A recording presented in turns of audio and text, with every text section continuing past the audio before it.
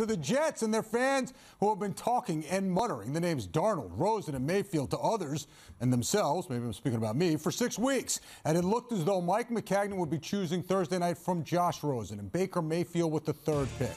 But then, today comes an Adam Schefter report saying that Mayfield might not be there for the Jets. Instead, the 6-foot quarterback with the 6-foot chip on his shoulder could go first to Cleveland. Chris, do you think Mayfield will not be there for the Jets at 3?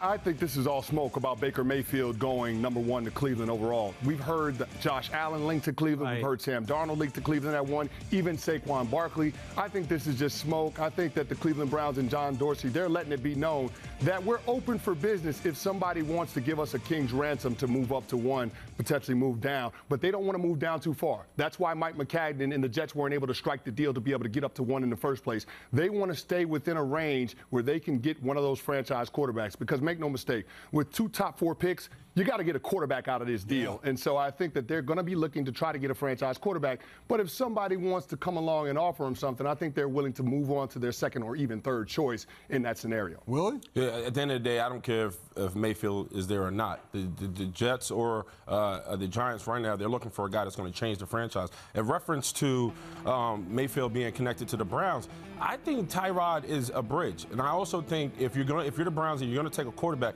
you're looking at a guy who's going to potentially be a 3 to 4 year project. So you can take a risk on a Josh Allen from Wyoming. So I think that's where they're at right now. Mayfield has a lot of bells and whistles that I kind of don't like at this moment, considering that we are a day away from the draft. For me, you go with the safest bet. If you're the Cleveland Browns, you take Josh Allen because you have time to develop him. And if you're the Jets, take Josh Rosen. He's a plug-and-play guy right now. Get him in the huddle, get him going now. Dare I make this comparison, but I will dare to do it. You talk about bells and whistles that Cleveland may not like.